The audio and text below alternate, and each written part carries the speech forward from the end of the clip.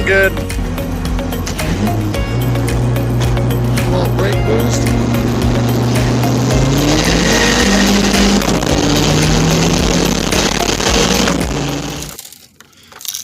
So here's the last gauge cluster out of the probe.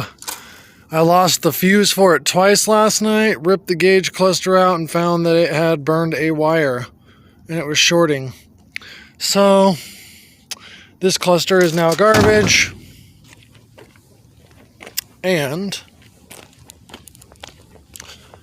now instead of a 189,000 mile cluster, I have a 167,000 mile cluster, and it actually works. The lights work, so I can actually see the gauges now. All the gauges are working, other than the speedometer, obviously, which is why I have the GPS HUD display speedometer, but there it is. That's yet another problem fixed on the race car. So, after that night racing the Jenny, went over everything, checked the oil, did a compression check. Car's perfect. No damage to the engine, running 21 pounds on an HX35 billet wheel on 550cc injectors. Like, that's incredible. I'm able to get enough fuel out of these for this thing to last. It's only 7.8 to 1 compression, and it does have really wide ring gaps, but air-fuel ratios looked good all night. Boost was steady. It was a nice cool evening, so it was getting dense, cold, oxygenated air, so if it was going to blow up, I'm pretty sure it would have done it. Of course, I only went mid-fourth gear. Maybe if I ran the car out to top speed, some demons would rear their head, but I mean, based on everything I'm seeing, it looks good. I pulled 2 degrees of timing out of it just to be sure. But yeah, seems like she's doing good. Fixed the gauge cluster issue, fixed the gauge light issue by replacing the cluster, replaced the fuse that blew, replaced the headlight motor to get that working properly, changed the steering wheel over to what it's supposed to be. So this thing has had a lot done to it recently, and it's getting pretty dialed. I'm hoping that this thing is going to keep on rolling some heads. Looks like I got a 2020 Civic Type R race coming up, so we'll see how that goes. They make like 290 wheel stock, and I'm probably in the 350 range, and I think he's got a couple bolt-ons, so it should be fairly close. As for the B2200, I got it running, but it appears either it has bad valve stem seals, bad valve guides, or bad piston rings, because it's smoking and the smoke's not improving as it warms up. But I got a long tube header ordered for it. When that gets here, I'm going to put that on. I'm going to cap those, and I'm just going to see if the smoke clears up after it gets to full operating temperature. And then the 626, I just changed the alternator belt and power steering belt, and actually used a belt tensioner this time to know exactly what the tension is. And for the last week or so, I've had to pretty much use my jump box on the battery every time I started the car. The charge light comes on intermittently. I can hear the belt squealing. Belt's been squealing. It's because of this really bad camshaft, crankshaft seal leak that I've been putting off doing, and I'm going to have to do them now because alternator is getting completely permeated. So I mean, it's got 355,000 miles on the original engine, so I might as well fix this before it costs me an engine, although I do check the oil quite often. And then I got my decals for the wheels last night, so that is the finished product.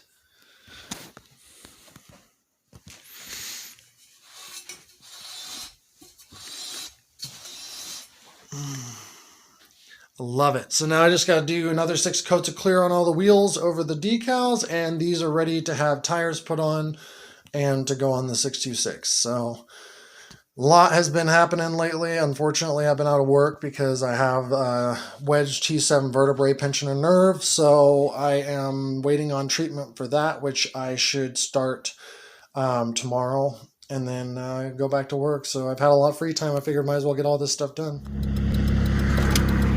Out doing some data logging,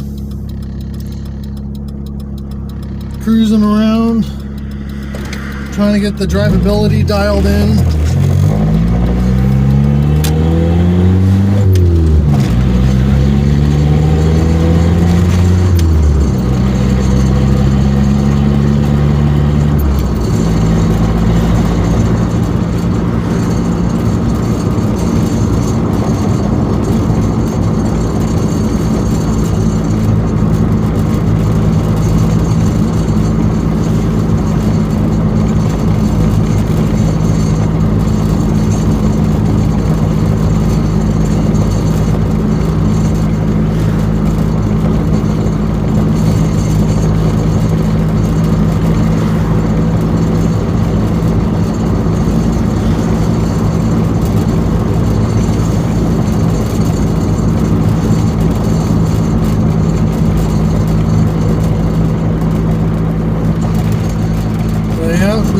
do some cruising around.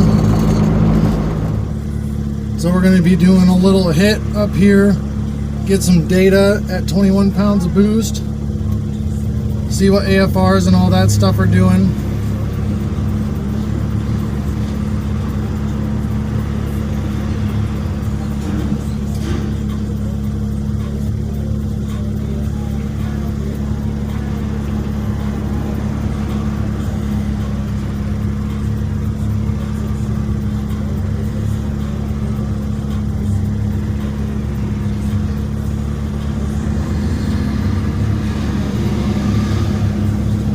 Eventually. Fucking light takes forever. No traffic in front of us though, so perfect opportunity. At least there wasn't.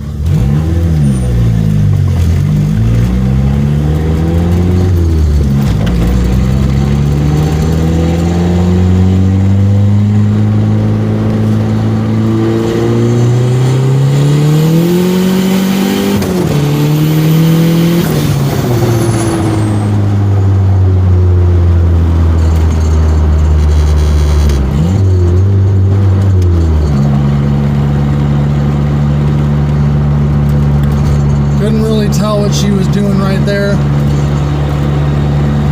Felt like it nosed over a little bit at high RPM in second gear. We will see. I'll do another hit up here in a little bit. Alright, so went out and did some data logging.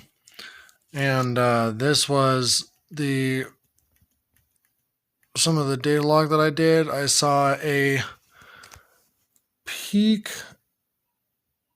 boost of 20.4 psi, and I increased my fuel pressure from 50 to 56 psi on the 550cc injectors. This is on a billet wheel 8 blade 56 mil HX35, and yeah, so that was 20 pounds of boost, peak map, 236.7 kPa, at 5,913 RPM, and that was 86% duty cycle on the injectors, which is crazy, that much boost on an HX35, and these 550cc injectors are going as far as they are. Peak of 18.3 degrees of timing advance. And then obviously you have injector pulse width and the VE, which 98 VE2. So it looks like 115%. I don't know what that means, but whatever. And then the max boost was 20.4 psi, and it was a 10.8 air-fuel ratio, so it was rich.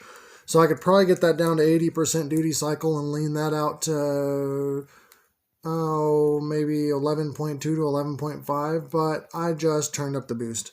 So it should be sitting at 22-ish psi now, and that'll probably be 90% duty cycle in the injectors, and I'll just leave it there for now and just rip the shit out of it and enjoy it, because the second I throw in bigger injectors and I go to add boost, I am going to have some really shitty times with broken trannies and lifted heads, I'm sure. So I'm just enjoying it where it's at. Well, a little more than this, but I figure 90% duty cycle in the injectors is probably safe. When it was at 26 psi on the T04B making 330 wheel and 370 torque, it was 50 psi base fuel pressure, and it was at 98% duty cycle. And I ripped the shit out of that car at the track, on the street.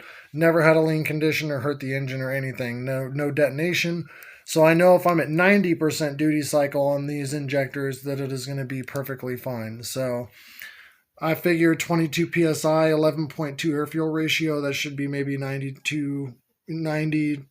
ish percent duty cycle, and I'll leave it there and enjoy it because it rips. It rips.